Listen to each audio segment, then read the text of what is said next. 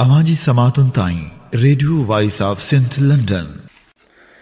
Radio voice of Sindh London पारां इमदाद अली ओढो अवां खे भली कार चवां थो। सामईन, गुज़िरियल ॾींहुं वर्ल्ड सिंधी कांग्रेस जे सॾ ते लंडन में पाकिस्तान हाई कमीशन आॾो सिंधु दरिया ते डेम अॾियण ऐं ग़ैर क़ानूनी परॾेहनि खे शहरियत ॾियण ख़िलाफ़ एहतजाज कयो वियो। हिन एहतजाज में बरतानिया जे मुख़्तलिफ़ शहरनि मां सिंधियुनि वॾे अंग में शिरकत कई।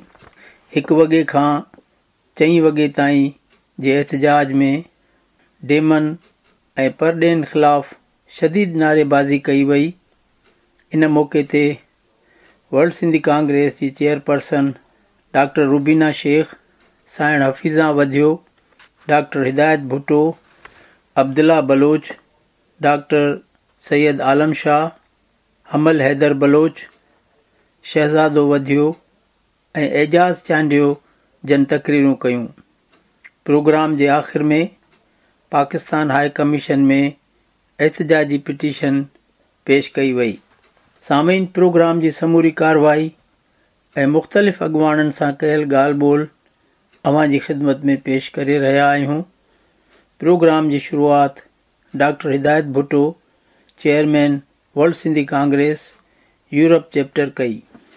Pakistani establishment who is trying to build more dams, and we feel that it's a genocide policy against Sindhi people, and whole Sindh is demonstrating against the building of dams.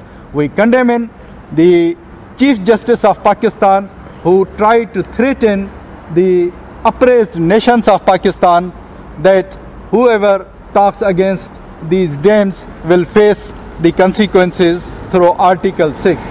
Now, Article 6 is a high treason case, and we feel that it's not appropriate, and he has lost his credibility and he should resign because he has politicized himself, and he is a political person, and he is only serving the interest of Punjab, and he thinks that Pakistan is only Punjabistan and it's serving the only interests of Punjab.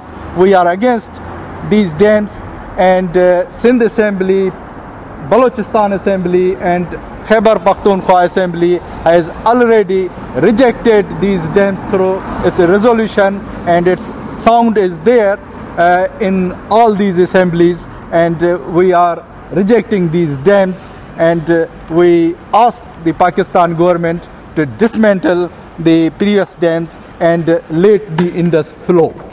And it's our survival, it's our life, and we don't want to let them to genocide our people, our land, our culture, our all the livelihood, and Indus Delta, which is flowing since thousands of years, is our life, is our culture, is our whole thing, and we are against it, and we feel that building dams, more dams on Indus River, it's actually a genocide policy against Sindhi people.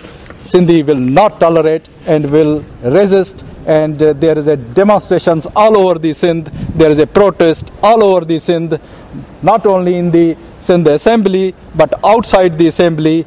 All the roads, all the streets are demonstrating. Every Sindhi has been shown its anger that we are against these dams, and we will not let them to build these dams on Indus River to block our life from us.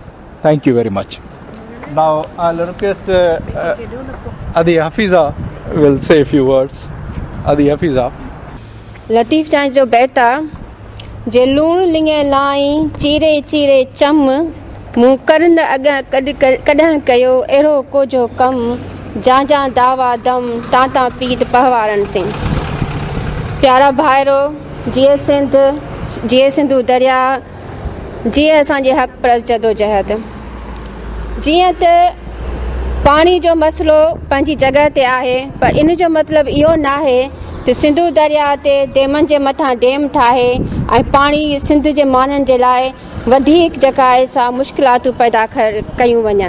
जॾहिं Kalabagh dam खे टिनी असेंबलियुनि 3 दफ़ा reject करे चुकियूं आहिनि त पोइ बि उनजो रिंगट हलायो पियो वञे। उनखां पोइ बादशाह डेम जी ज़रूरत बि न आहे सिंधी माण्हुनि खे, बल्कि डेम ठाहिण जी ज़रूरत बि न आहे। जेकॾहिं तव्हांखे पाणी जी शॉर्टेज खे कंट्रोल करिणो आहे, जेकॾहिं तव्हांखे पाणी खे शॉर्टेज खे महफ़ूज़ करिणो आहे, तव्हां इरिगेशन डिपार्टमेंट्स खे सेट कयो, तव्हां लाइनिंग लॻायो, तव्हां पंहिंजे जेको आहे सो उन पाणी खे जेको आहे सो थरपारकर में डेम ठाहियो, जिते माण्हू जेको आहे सो पाणी जे लाइ परेशान आहिनि, जिते खोराक लाइ परेशान आहिनि। असांजो उहो मुल्क आहे जिते उते 10 सालनि खां पोइ हिकिड़ो दफ़ो सैलाब अचे थो। उन सैलाब खे रोकण जे लाइ तव्हां $22 बिलियन जो जेको आहे सो डेम ठाहियो था। उहो ग़रीब आवाम जे वटि खाइण जे लाइ कुझु न आहे, पीअण जे लाइ कुझु न आहे। उन्हनि जे नौकरियुनि मां, उन्हनि जे पघारनि मां, उन्हनि जे रेलवे टिकेटनि मां को 10 रुपया था कटे, को 5 रुपया थो कटे। हीउ किथे जो इंसाफ़ आहे? मॉरली, लीगली इलीगल आहे। त असांजो हिकिड़ो चीफ जस्टिस साहिबु जिते 2 मिलियन केस जेके आहिनि से पेंडिंग में आहिनि, उन्हनि जे लाइ 4 महीना बचा अथसि त को अहिड़ो फार्मूलो ठाहे, का अहिड़ी स्ट्रेटेजी ठाहे, अहिड़ो को फ्रेमवर्क ठाहे जो पाकिस्तान जो अदालतूं माण्हुनि खे इंसाफ़ ॾेई सघनि, माण्हुनि जा मसइला हल करे सघनि, न की तव्हां स्टेज ते अचो, टीवियुनि ते अचो ऐं डेम जे लाइ प्रोपेगेंडा कयो। इहो हिकिड़ो कंट्रोवर्शियल इशू आहे। इन्हनि खे तव्हां इंटरनेशनल बैंकनि खे ॾियो, इंटरनेशनल जेके आहिनि से फिज़िबिलिटी वारा जेके डिपार्टमेंट आहिनि, इंडिपेंडेंटली उन्हनि जी जेका असां सर्वे करायो त छा वाकई इहो माण्हुनि जी ज़रूरत आहे, या माण्हुनि जी ज़रूरत नौकरियूं आहिनि, या माण्हुनि जी ज़रूरत जेको आहे सो गुड गवर्नेंस आहे, या माण्हुनि जी ज़रूरत जेका आहे सा इंसान खे इंसाफ़ फराहम करणु आहे। त असां पंहिंजे हिन मुज़ाहिरे में चऊं था त सिंधु ते को बि डेम न ठाहिणु घुरिजे। इहो असांजे लाइ, असांजे जियापे लाइ, सिंधी माण्हुनि जे लाइ जेको आहे सो वॾे में वॾो हानिकार आहे।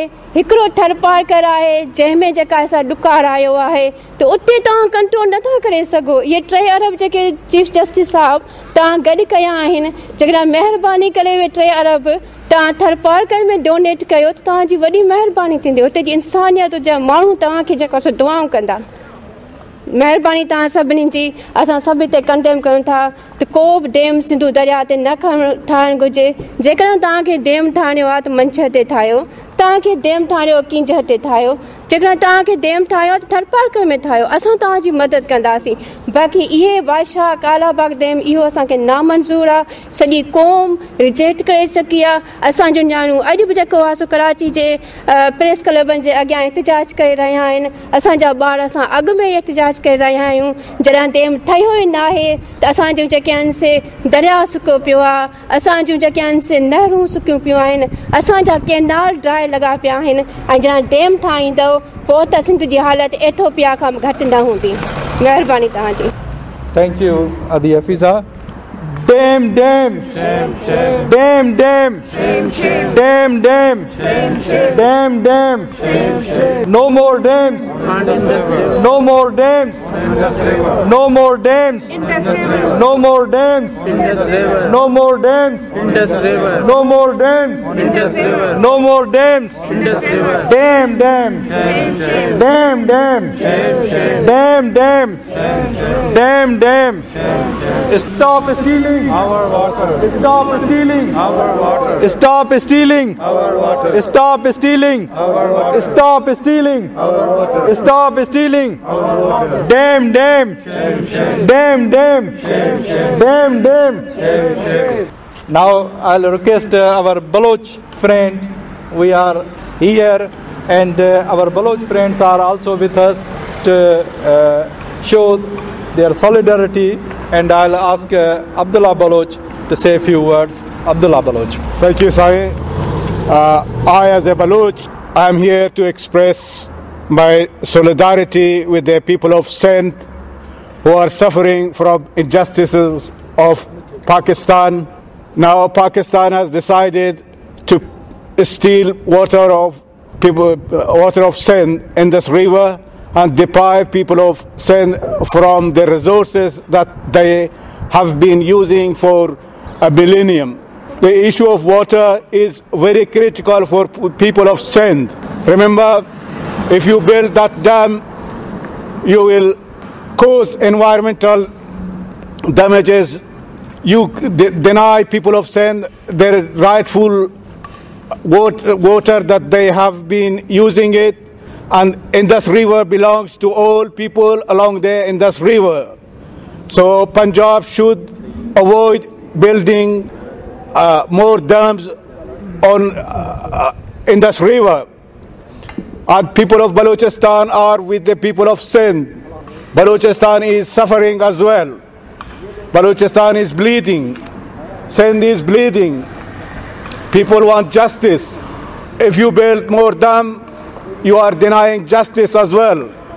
You are depriving people of Sindh their economic rights. Water is a very, very crucial and important issue for the people of Sindh and people who live along the Indus River. So to put high treason charges on people who are demanding the rightful rights, it's a joke. It's a mockery of justice. People of Sindh should stand together. People of Balochistan should support people of Sindh for their rights. And we are here to express our solidarity with the people of Sindh. All Baloch, all freedom-loving people must stand together with the people of Sindh, and we are with you. And I'm sure this dam will not be built if we continue to resist such a plan. Thank you very much. Stop harassing. Stop harassing. Stop harassing. Stop harassing. Stop harassing. Stop harassing. Stop harassing. Damn, damn. Shame, shame. Damn, damn. Shame, shame. Damn, damn. Shame, shame. Stop harassing. Stop harassing. Stop harassing. No more dams. No more dams. No more dams. No more dams. No more dams. No more dams. No more dams. No more dams. Damn, damn. Shame, shame. Damn, damn. Damn, damn. Damn, damn.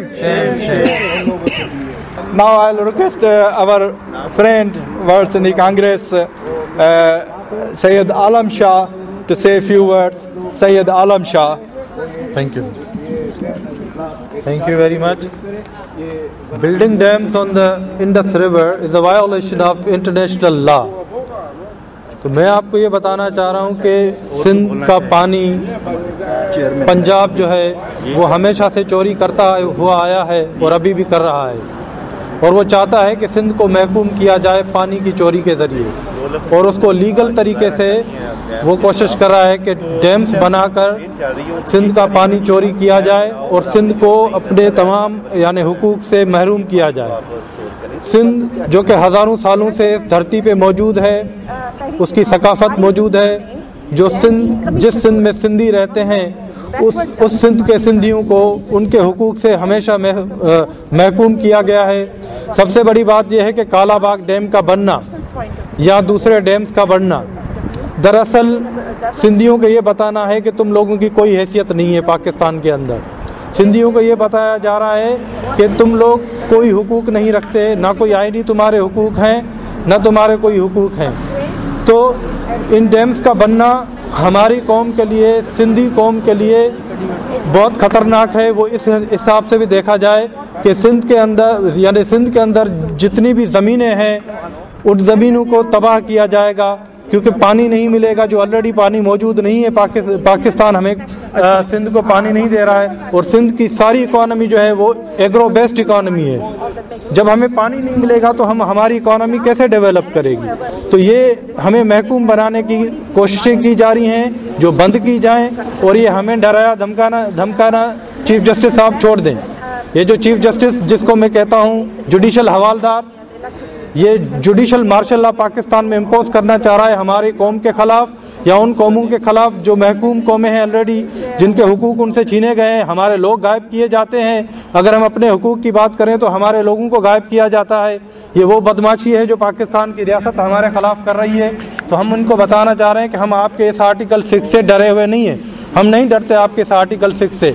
आप समझते हैं कि article 6 impose करके हमें आप डरा देंगे, धमका देंगे और हम डर जाएंगे। नहीं, हम अपने हुकूक की बात करेंगे और करते रहेंगे। तो लिहाजा ये डैम्स बनाना बंद करो। Thank you, Sayyid Alam Shah. No more dams on Indus River. No more dams On Indus River. No more dams On Indus River. No more dams On Indus River. No more dams On Indus River. No more dams On Indus River. No more dams On Indus River. No more dams On Indus River. Dam. Shame, shame. Stop stealing our water, Stop stealing our water, Stop stealing our water, Stop stealing our water, Stop stealing our water, Stop stealing our water, Stop stealing our water. No more dams. Now I'll request words in the Congress Chairperson Dr. Rubina Sheikh to say a few words. Dr. Rubina Sheikh. Thank you. I think what we should is Article 6 should be applied on the Chief Justice and Imran Khan, because he has introduced, or they have introduced, the areas which are going to break the country. They have neglected the rightful international law that the Sindhis has more right on the river Indus than any other part of the country. We are lower riparian. We need to decide what needs to go and what needs to be built on this Indus. This is our right. They have snatched our right. Imran Khan forgets that this is 4 provinces. There are 4 nations here, which he needs to be mindful of it.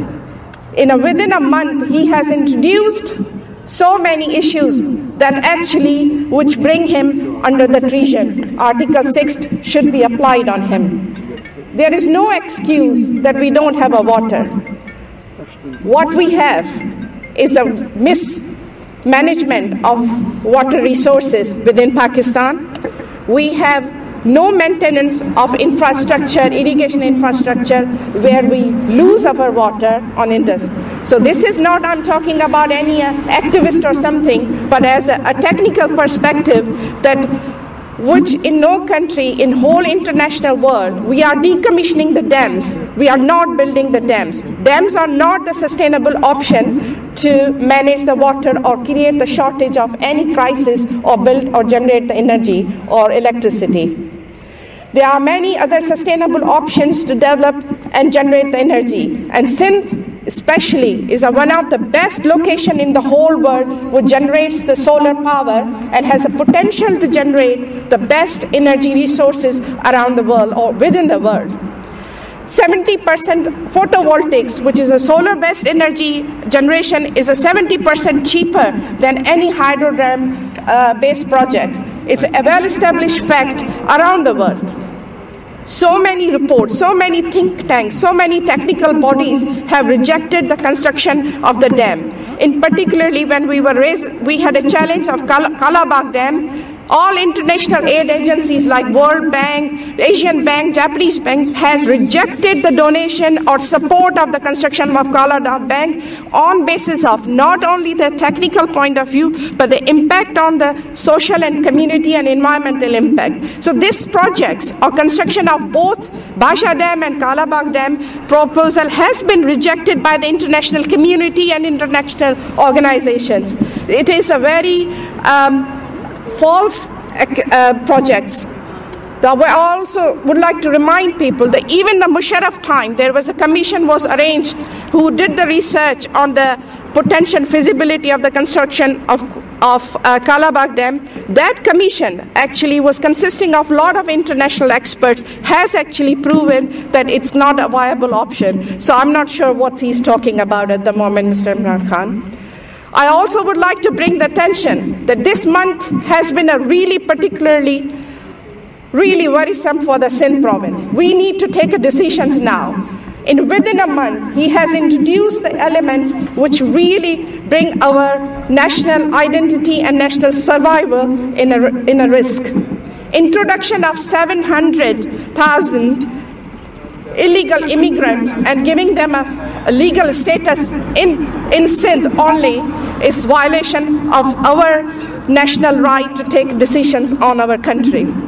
So, can I just ask Imran Khan to take these 700 illegal immigrants to up north and Punjab? I have no problem with that. Mr. Imran Khan, I have no problem if you bring them and put them in a Punjab, and Punjab can survive and sustain and give them an immigration or legal status. But Sindh will not give any legal support, or we will die and resist for these challenges on us.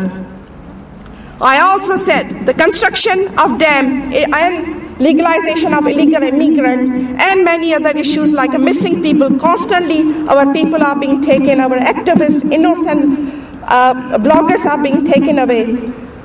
It's the sign that there is no survival of Sindhis within Pakistan structure.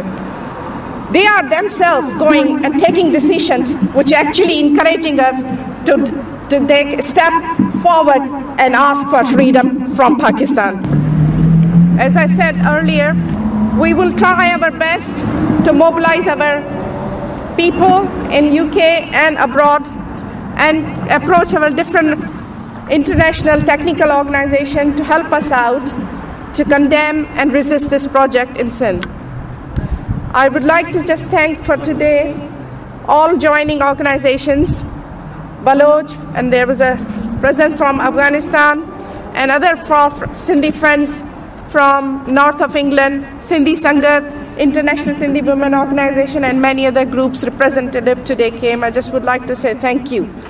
But I'm really also a little bit sad in a way that I thought the water issue would be such an issue of survival that our Sindhis in UK will turn up in a full support of that. This is not a political issue. That is a survival issue of our people, our identity and our existence. And I really urge you that today, whoever turn up today, to actually be our messenger to wider community, to convince them that water and resources issue is not a political issue. It's our survival issue. Please to be our messenger and mobilize our people on that issue. At least let's unite together and work as a one people and a nation on at least on water issue, that we can to show our enemy that we are together to save our nation. So I'm really thankful today. I know everybody has taken time to attend this Saturday afternoon with us. So really please accept our thanks. I also would like to say we will have a detailed discussion in our forthcoming conference on 27th of October. Though the conference had a focus on extrajudicial killing and enforced disappearances, but we have incorporated now additional session on the resources and especially the water mismanagement in Pakistan or in Sindh. Especially, we have invited quite academics and experts to really give their technical opinion rather than just more emotional. So I think it will be a really good, and I really invite and welcome you, and please ask other members in Sindhi community to show solidarity on this issue. GSN, thank you. Thank you, Rubina. Nare, nare, nare, Sindh. GSN. इन वक्त असां Pakistan high commission London जे ॿाहिरों बीठा आहियूं, जिते world Sindhi Congress पारां पाकिस्तान में सिंधु दरिया ते डेम ॾियणु ऐं सिंध में धारी आबादकारी खे पासपोर्ट ऐं शनाख्ती कार्ड ॾियण वारे मामले ते वर्ल्ड सिंधी कांग्रेस पारां एहतजाज कयो पियो वञे। हिन वक़्तु ॻाल्हाइण लाइ doctor Hidayat Bhutto, chairman world Sindhi Congress Europe chapter असां सां गॾु आहे। डॉक्टर साहब, तव्हां अॼु एहतजाज कयो पिया, इन जो जेको पस मंज़र आहे उहो मां बि बयानु कयो आहे, पर बहितर आहे त तव्हां असांजे सामाईन खे पंहिंजे मौक़ुफ़ खां आगाह कयो। साईं, हीउ जेको हिननि डैम ठाहिण जो ऐलान कयो आहे ऐं इहो पुराणो इशू आहे सिंध ऐं पंजाब जे विच ते। हिननि अॻु में ई असांजा 3 दरिया हिंदुस्तान खे विकिणी छॾिया, जंहिंजो इम्पैक्ट असांखे महसूसु थिए थो पियो। ऐं सिंध जी जेकी असां डेल्टा तबाह थी थिए, हिननि डैम ठाहिया आहिनि, अॻु में बि 2 मेगा डैम अॻु में ठाहे चुका आहिनि, उन जे करे बि असांजी डेल्टा जेकी असां तबाह थी थिए पई। ऐं ही कूड़ी प्रोपेगेंडा कनि था त सिंध जो जेको आहे सो पाकिस्तान में पाणी ख़तमु थी वेंदो ऐं पाकिस्तान में डैम ठाहिण जेके आहिनि से ज़रूरी आहिनि। अॻु ई जेके आहिनि से पाणी सिस्टम में आहे ई कोन, ऐं पाणी जेको आहे सो कोटड़ी बैरेज खां हेठि जेको आहे सो हिकिड़ो फुड़ो बि नथो वञे। अॻु ई जेके आहिनि से 4.5 मिलियन एकड़्स जेकी ज़मीन आहे उहा समुंड सिंध जी गिड़काए चुको आहे। ऐं सिंध जी जेकी ज़मीन समुंड खे रोकण लाइ जेको पाणी ज़रूरी आहे या जेको सिलट पाणी सां गॾु अचे थी, उहा समुंड खे रोके थी, उहा बंदि थी वई आहे। उन जे करे जेको आहे सिंध तबाह थी थी पई। ऐं असीं सम्झूं था त ही वधीक जेके आहिनि से डैम ठाहिनि था ॾाढा मुड़सी जे बुनियाद ते, गुंडागर्दी जे बुनियाद ते। ऐं चीफ जस्टिस जेको आहे पाकिस्तान जो गुंडागर्दी थो करे त जेके माण्हू डैम जी मुखालफ़त कंदा उन्हनि ते आउं आर्टिकल 6 लॻाईंदुसि। हाणे आर्टिकल 6 बग़ावत जो केस आहे जंहिंजी सज़ा मौत आहे। ऐं सिंधी माण्हू जेके आहिनि से बचो सिंध जो इहो क़बूल करण लाइ तयारु आहे त असां फांसी चढ़ी वेंदासीं, पर हिननि खे डैम ठाहिण न ॾींदासूं, छाकाणि त इहा डैम जेकी आहे असांजे ज़िंदगी ऐं मौत जो मसइलो आहे, असांजे सर्वाइवल जो मसइलो आहे। ऐं असीं सम्झूं था त ही असांजो जेनोसाइड करण जी हिकिड़ी साज़िश आहे। ऐं इहा जेनोसाइड जेकी आहे असां हिननि खे न करणु ॾींदासूं। उन जे लाइ सॼी सिंध एहतजाज करे थी पई, सिंध असेंबली बि एहतजाज करे थी पई, सिंध असेंबली खां ॿाहिरि बि माण्हू एहतजाज कनि था पिया, सिविल सोसाइटी एहतजाज करे थी पई। हिन वक़्तु हिननि हिकिड़ी ॾाढ मुड़सी जे तौर ते सिंध में हिरासमेंट जो माहौल पैदा कयो आहे। माण्हुनि खे ड्रिजारनि था, माण्हुनि खे धमकियूं था ॾियनि, माण्हुनि खे ख़ौफ़ज़दा कयो वेठा आहिनि। ऐं हीअ सम्झनि था त हिन ॾाढ मुड़सी ते, हिन ज़ोर ज़बरदस्ती ते असां सिंधी माण्हुनि खे चुप कराए वेंदासीं। सिंधी माण्हू ड्रिजण वारा कोन्हनि के, न को सिंधी माण्हू ड्रिजंदा। ऐं असीं सम्झूं था त डैम ठाहिण खां अलावा ॿिया हज़ारे तरीक़ा आहिनि जंहिंसां तव्हां बिजली पैदा करे सघो था, जंहिंसां तव्हां जेको आहे पाणी जो सिस्टम बहितर करे सघो था। ऐं इंडस डेल्टा खे जेको रिक्वायर्ड पाणी जी घुर्ज आहे उहो तव्हां उन्हनि खे ॾेई सघो था। पर ही जेकी आहे असीं सम्झूं था त पाकिस्तान जो इंट्रस्ट कोन था ॾिसनि, हीअ रुॻो पंजाब जो इंट्रस्ट ॾिसनि था।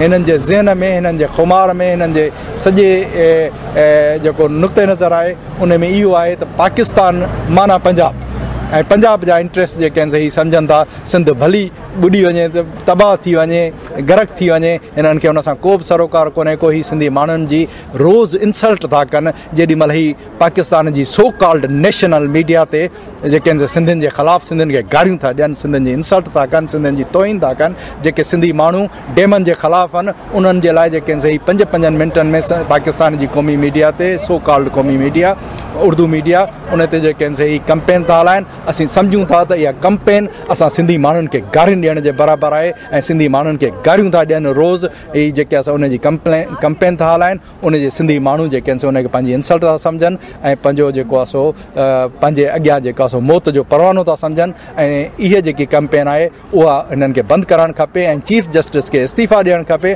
छाकाणि त ही हैज़ लूज़ हिज क्रेडिबिलिटी। हू पंहिंजी क्रेडिबिलिटी वञाए चुको आहे। हू जेको आहे सो सियासी एजेंडा ते कमु थो करे, हू गुंडागर्दी थो करे, हू ॾाढ मर्सी थो करे। ऐं he is not any more respected chief justice, he should resign.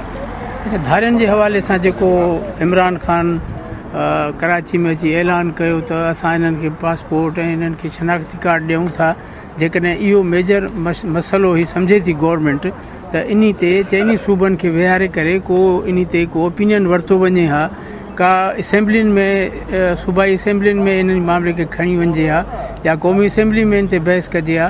बग़ैर कंहिं ॻाल्हि जे वज़ीर आज़म ईअं ऐलान थो करे को बि क्राइम थियो आहे, इहो सॼो क्राइम इन्हनि जे ई करे आहे। क्रिमिनल माण्हुनि खे माण्हू पंहिंजे मुल्कनि खां कढंदा आहिनि। वज़ीर आज़म इहो थो चए त बाबा हीउ क्राइम बि इन जे करे थो थिए त हिननि जी का हैसियत कोन्हे, हिननि खे लीगल कयो त पोइ लीगल थी करे पोइ क्राइम कनि। त इन हवाले सां तव्हां छा चवंदव? असीं सम्झूं था त ही जेके आहिनि से पहिरें ॾींहं खां वठी हिननि जे ज़हन में सिंधियुनि जे ख़िलाफ़ु नफ़रत पैदा थियल आहे ऐं सिंधियुनि खे हू अक़लियत में तब्दील करण लाइ कनि था। हिननि खे ख़बर आहे त इहे क्रिमिनल्स आहिनि, इहे दहशतगर्द आहिनि, इहे टेररिस्ट आहिनि जिन दुनिया में दहशतगर्दी कई आहे ऐं दुनिया में दहशतगर्दी करे जेके आहिनि से सिंध में आबाद थिया आहिनि।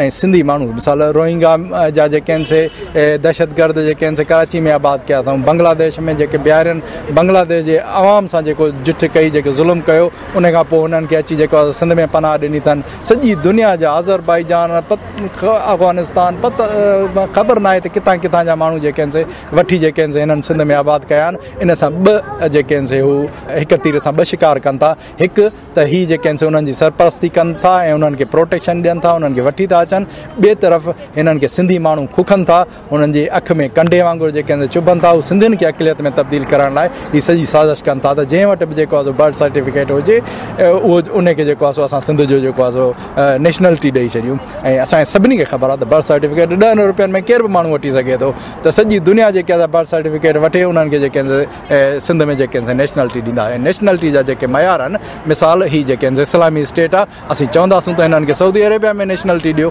छाकाणि सऊदी अरेबिया जेको आहे मदीने जी रियासत जेके आहिनि ठाहिनि था त मदीने जी उन्हनि खे नेशनलिटी ॾियो त ख़बर पए त तव्हांजा जेके आहिनि मुस्लमाननि तव्हां सां कहिड़ी जेके आहिनि विधन कनि था कहिड़ी जुट कनि था हिननि खे दुबई में नेशनलिटी ॾियो हिननि खे मिडल ईस्ट जे कंट्रीज़ में नेशनलिटी ॾियो उहे अमीर कंट्रीज़ आहिनि उहे उन्हनि खे अफोर्ड बि करे सघनि था उन्हनि खे जेके आहिनि बर्दाश्त बि करे सघनि था पर जेके पाकिस्तानी इवन ख़ुदि जेके पाकिस्तानी सऊदी अरब में 40 सालनि खां वठी मिडल ईस्ट में 40 सालनि खां वठी कमु कनि था उन्हनि जा ॿार उते पैदा थियनि था उन्हनि जी नेशनलिटी जी ॻाल्हि न आहे बाक़ी हिननि खे जेको आहे सिंधी माण्हुनि खे अक़लियत में तब्दील करण लाइ उन्हनि सभिनी खे जेके आहिनि नेशनलिटी ॾियण जी जेके साज़िश कनि था असीं उन्हनि जी भरपूर तरीक़े सां मज़म्मत कयूं था ऐं असां सम्झूं था त छाकाणि त सिंधी माण्हू ग़ुलाम आहिनि ऐं सिंधी माण्हुनि खे पंहिंजे वतन ते हक़े हुकुमरानी कान्हे का उन लाइ जेकॾहिं हक़े हुकुमरानी धारियुनि जे हवाले आहे त धारिया जेके आहिनि पंहिंजूं हिकमत अमलियूं था ठाहिनि पंहिंजूं जेके आहिनि साज़िशूं था ठाहिनि ऐं सिंधियुनि माण्हुनि खे अक़लियत में तब्दील करण लाइ सिंधी माण्हुनि जी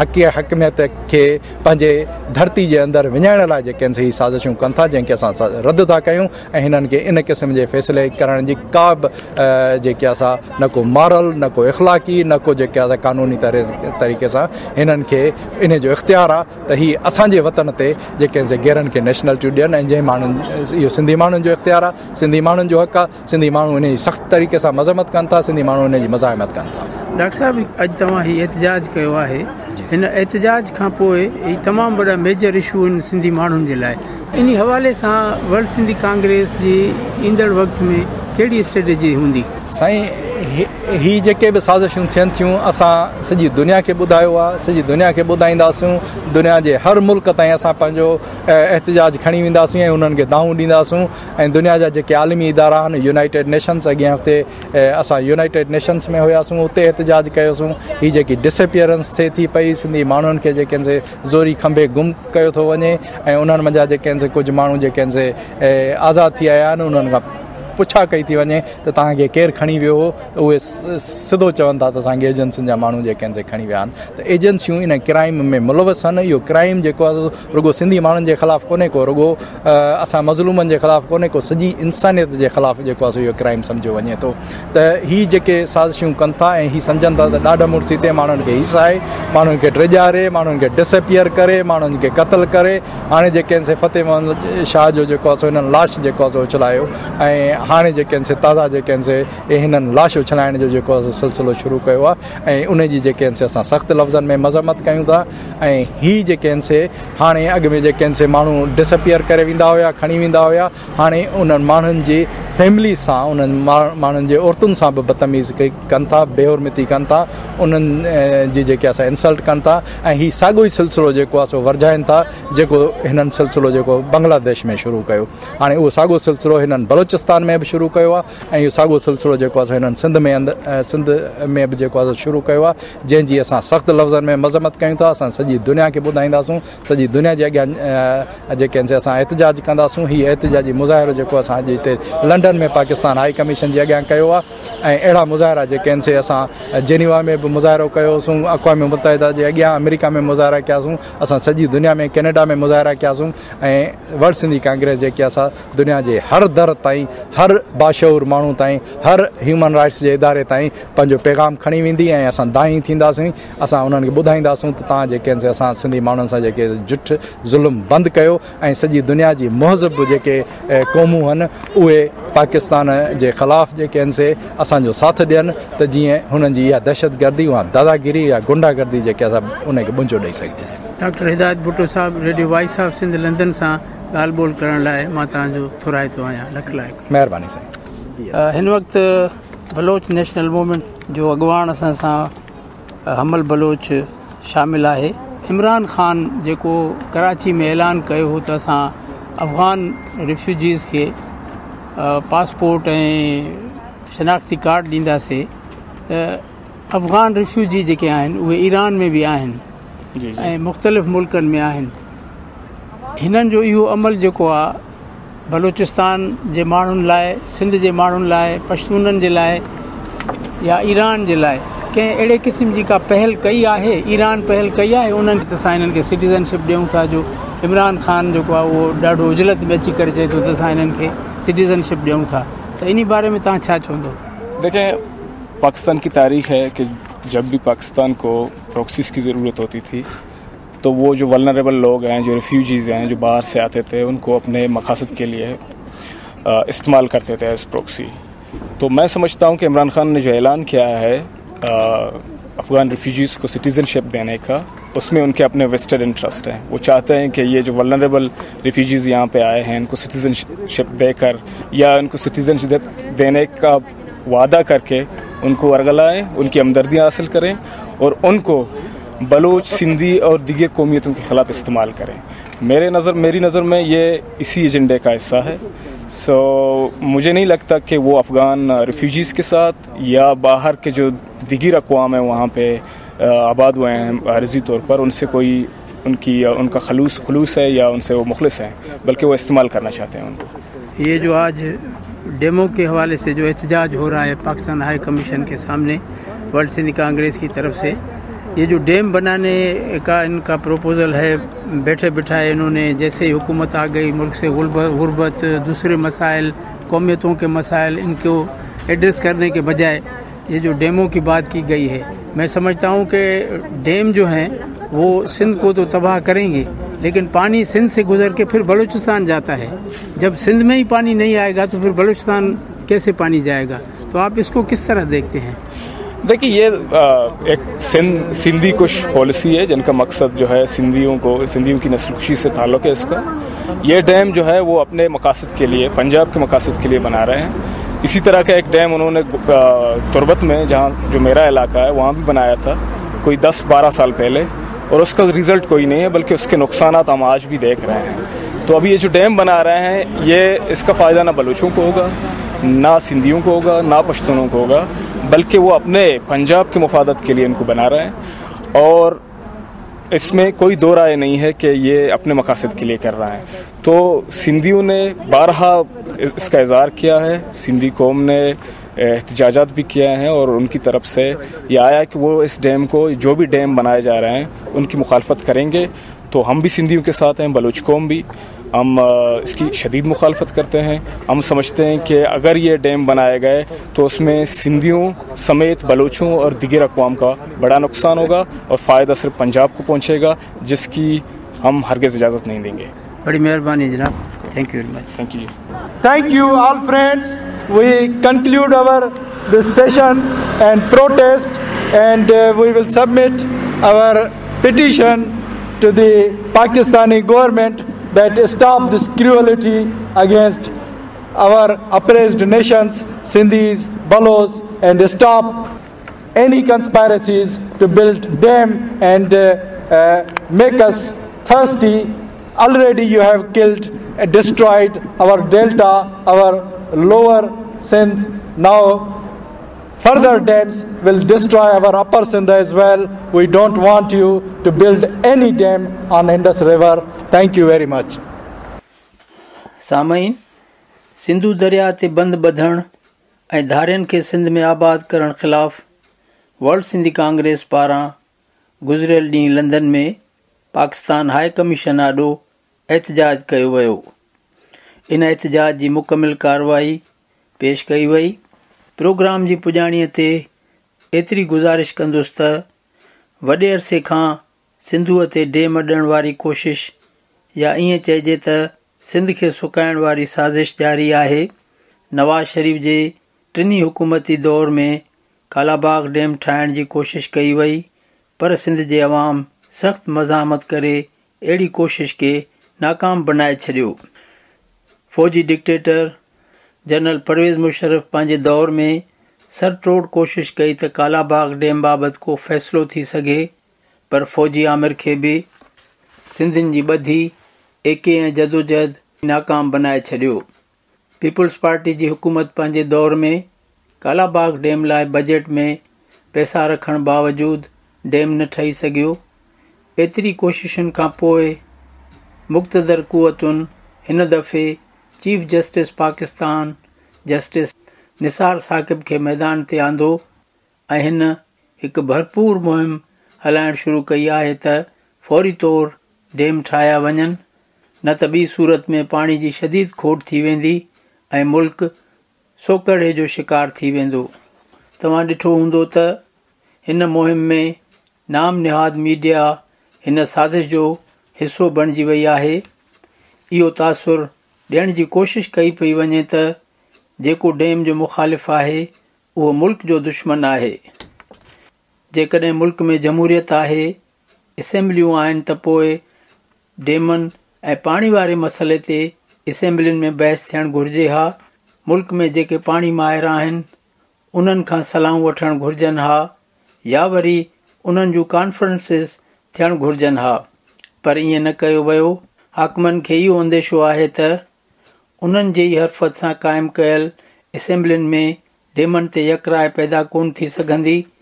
इन करे उन्हनि गैर जमहूरी ऐं जुडिशरी जो सहारो वठंदे ॾाढ जे ज़ोर ते डैम ठाहिण जी जेका कोशिश कई पई वञे, सिंध जो अवाम सिंधूअ ते कंहिं बि हालत में बंद ॿधण जो सख़्तु मुखालिफ़ आहे। एहतजाज जो सिलसिलो तेज़ी सां वधी रहियो आहे। पाणी न हुजण करे समुंड, बदीन, ठटे ऐं सजावल जूं ज़मीनूं पाईंदो पियो वञे। 1991 वारे ठाह खे सिंध क़बूल न कयो हो, पर उन ते बि अमल कोन थो कयो वञे। कोटड़ीअ खां हेठि पाणी छॾण खे हुकुमरान ज़ाय था सम्झनि ऐं इन लाइ पाणी ॾियण लाइ तयारु कोन आहिनि। हिकु तरफ़ पाणी जी खोट जो पिटणो पिटियो पियो वञे, त ॿिए तरफ़ पंजाब में झझे पाणीअ सबबु बम्पर फसल थियनि पिया। सिंध में वक़्ते पाणी न मिलण या घटि मिलण करे लखें एकड़ ज़मीन ज़ाय थी रही आहे। पाणी न हुजण करे अवाम ॿारहड़ियुनि खां शहर ॾे नक़ल मकानी ते मजबूर कयो वियो आहे।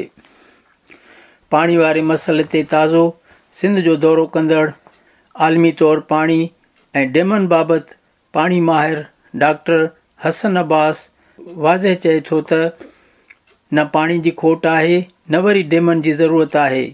दुनिया में ठहियल डैम ड्राहिया पिया वञनि।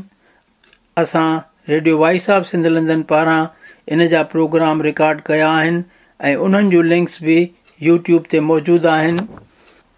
उन्हनि खे ॿुधणु घुरिजे। उन्हनि मां रहनुमाई हासिलु करे सघिजे थी ऐं ॻाल्हि वाज़े थी वेंदी त पंजाब में हर साल लखें एकड़ गैर आबाद ज़मीन खे आबाद करण लाइ सिंध जो पाणी रोकियो पियो वञे ऐं गैर क़ानूनी कैनाल 12 महीना वहाया वञनि था। पंजाब वधि में वधि पाणी खणणु चाहे थो। हिन वटि जेको ज़ेर ज़मीन पाणी आहे, इन ते पाकिस्तान जो हक़ तस्लीम करण लाइ तयारु कोन आहे। इन खे घटि में घटि इस्तेमालु करे थो ऐं डैमनि ते वधि में वधि ज़ोर ॾेई रहियो आहे।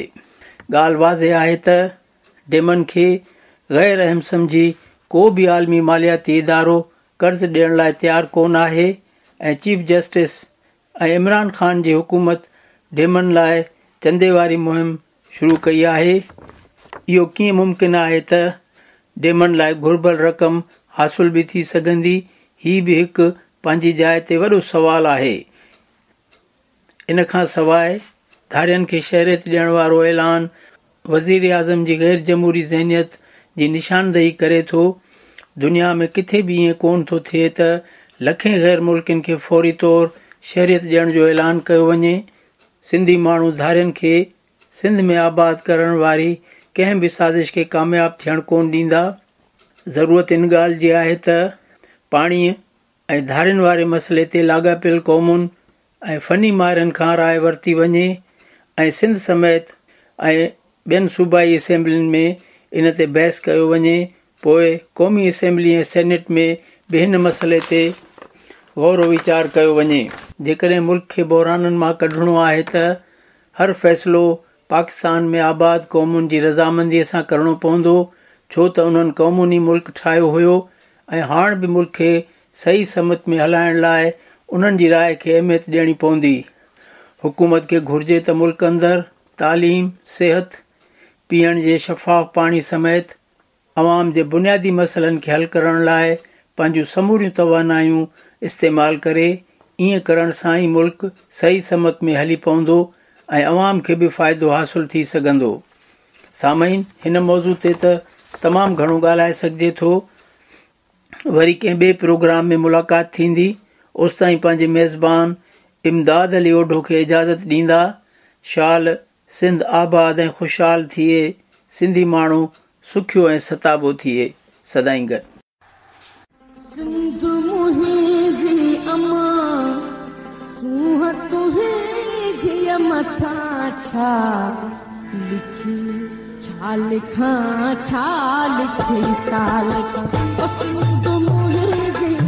दुनिया जा सिंधियो हिक मुठ थी सिंध बचायो।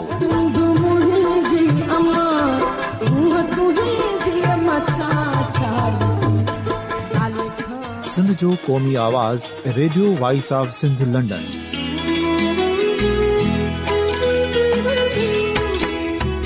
Radio voice of Sindh London पंहिंजी नशरियात में सिंध जी सियासत, समाज, इक़्तिसादियात, तारीख़, क़ौमी उमंगुनि ऐं इख़्लाक़ियात मुतलिक़ सिंध जी हक़ीक़ी तर्जुमानी कंदे प्रोग्रामनि खे असराइतो बणाइण लाइ सिंध जे घण घुरनि ऐं धरतीअ सां प्यार कंदड़ अदीबनि, दानिशवरनि, सहाफ़ियुनि, उस्तादनि, वकीलनि ऐं हर तबिके जे मानवारनि सजणनि खे सिंध में शऊरी इनकलाब लाइ सहकार जो सॾु ॾियूं था। अचो त गॾिजी सूफ़ियुनि ऐं संतनि वारी सिंध जो ओज हिकु मुठ थी वरी वापसि आणण वारे सफ़र जा साथारी बणिजऊं।